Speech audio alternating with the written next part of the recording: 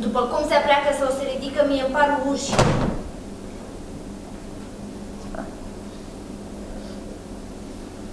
Doamne, Sfinte Mamă, sunt oameni, sunt țigani.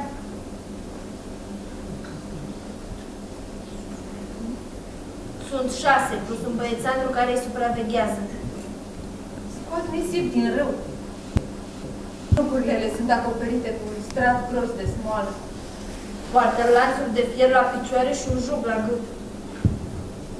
Henul jugului are 3 țepi lungi, care îi împiedică să-și sprijine de el capul. Hai, mamă, hai!